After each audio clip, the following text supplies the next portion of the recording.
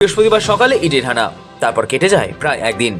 কয়লা পাচার মামলার তদন্তে তৃণমূলের রাজনৈতিক পরামর্শদাতা সংস্থা আইপ্যাকের অফিস ও সংস্থার কর্ণধার প্রতীক জৈনের বাড়িতে ইডি তল্লাশি চালানোর পর উত্তাল রাজ্য রাজনীতি। সম্পূর্ণ ঘটনায় দীর্ঘক্ষণ নীরবতা ভেঙে শুক্রবার রাতে ইডি হানা নিয়ে মুখ খুলল আইপ্যাক। বিজেপি প্রসঙ্গ তুলে স্পষ্ট করা হয় অবস্থান।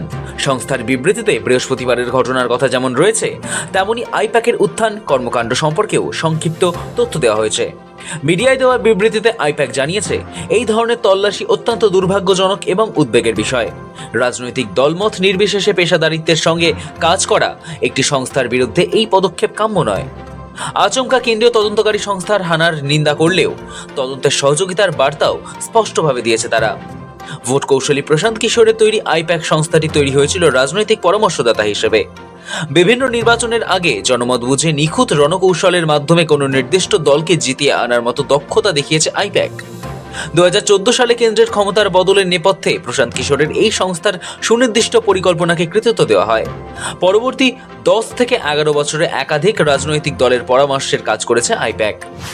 তালিকায় কংগ্রেস, আপ, ডিএমকে, বিআরএস, জনতা দল, ইউনাইটেড সহ নানান রাজনৈতিক দল আইপ্যাকের সাহায্য নিয়েছে নিজেদের ভোট বৈতরণী উতরোতে। এই মুহূর্তে তারা কাজ করছে বাংলার শাসক দল তৃণমূল কংগ্রেসের হয়ে। একই সঙ্গে আইপ্যাকের মালিকানাও বদলেছে। প্রশান্ত কিশোরের এখন সংস্থার কর্ণধার প্রতীক জৈন। জাতীয় রাজনীতির স্ট্র্যাটেজিস্ট হিসেবে আইপ্যাকের সাফল্য সন্দেহাতীত। শুক্রবার বিবৃতিতে নিজেদের সেই সাফল্যের সিংহভাগই তুলে ধরেছে সংস্থা।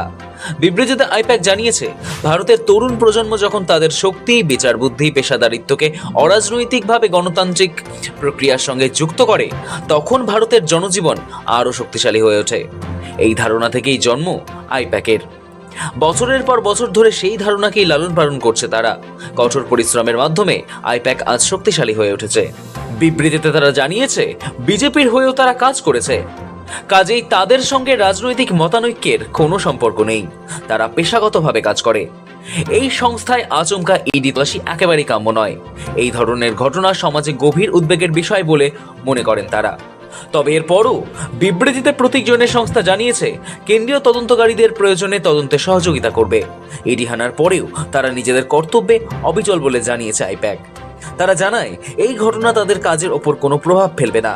ইডি অভিযানের কারণে আইপ্যাকের কর্মীদের মধ্যে উৎকণ্ঠা তৈরি হয়েছিল।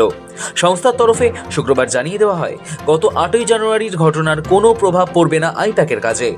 রাজ্য রাজনীতির চাপানুতোরের মাঝেই আইপ্যাকের এমন অবস্থান নতুন করে বিতর্ক উস্কে দিল বলে মনে করছে রাজনৈতিক মহলের একাংশ। শফিক সান্যালের রিপোর্ট, সময়, কলকাতা।